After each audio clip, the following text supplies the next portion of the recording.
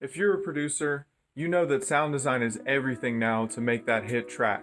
And today, I'm going to show you how to use samples to make unique sounding instruments that'll top off all of your hard work. Here's an example of what's possible. I have this loop that came from an industrial fan and it sounds like this.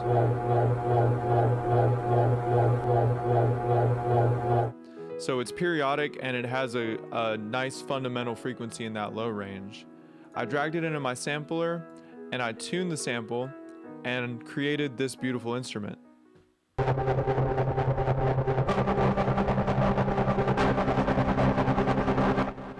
Step 1. Where do you find the samples? Now I'm leaving some links for places to find free samples, and one place I really like is library.soundfield.com. This is a sound library from Rode, and it's a bunch of ambient recordings in different spaces made with a fully surround sound microphone. What I'm looking for is a sound that has a certain strong fundamental frequency, which means the loudest frequency in the sample, because later we'll tune the fundamental frequency so that it is musical to middle C, and then we'll be able to play. And all the other frequencies that make up the sound give it the timbre. So let's listen to some of these sounds.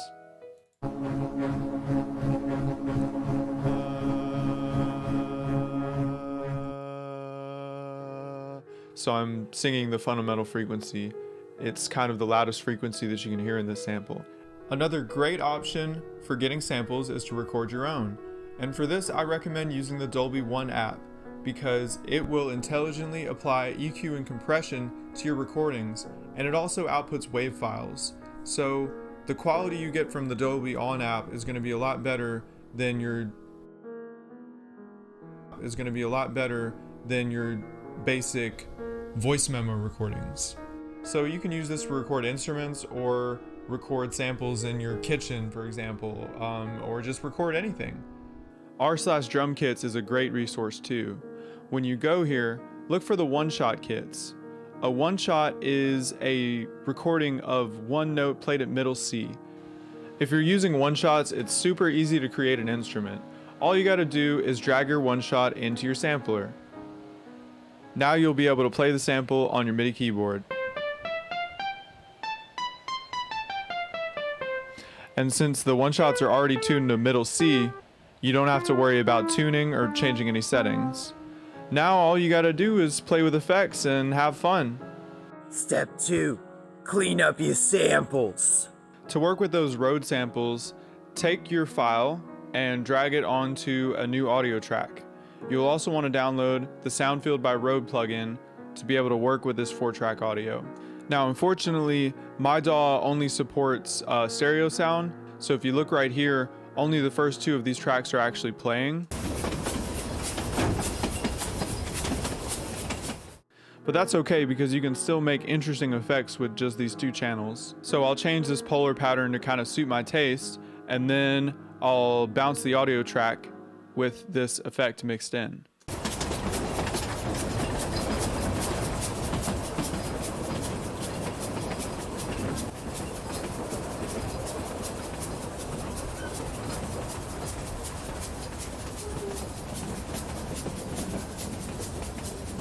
Okay, then I'll mix down the selection.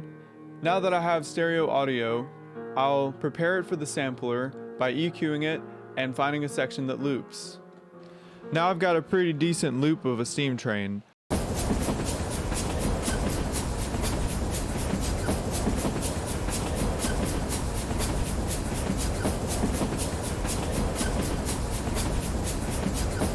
As you can hear, you basically can't tell where the loop starts over. This takes a lot of trial and error, and basically you want to make your loop to wrap around the audio event and keep changing the length of the event until it loops and there's no audible restarting sound. And you may also have to put a little fade in, which will make sure that my audio waveform crosses at 0 at the end of this loop. And then at the beginning of the loop, I do the same thing.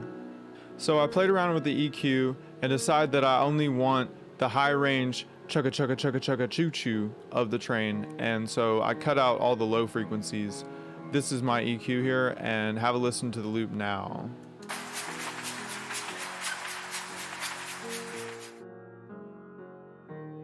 Step 3. Throw it in the sampler.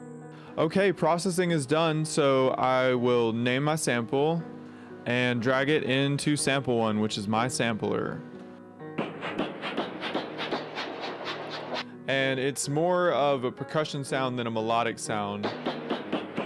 You can hear that there is a melody if I play it, but it's really hard to tell what note it is. So to me, it's not even worth bothering trying to tune this.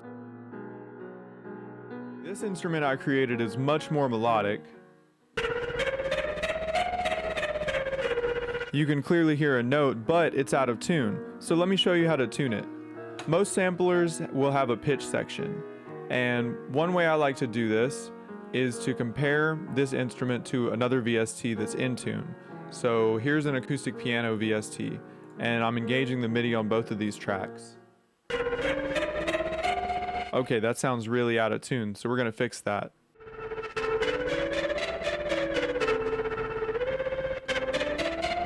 Ah, there it is. I had to transpose up a little bit. And an alternative to just using your ears, if you have a tuner plugin, you can drag that onto your sample instrument, play it.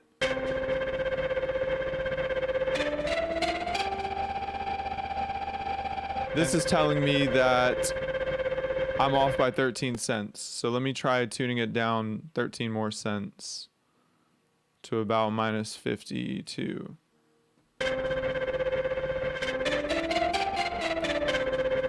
Okay, look at that. The tuner's telling me I am more in tune now.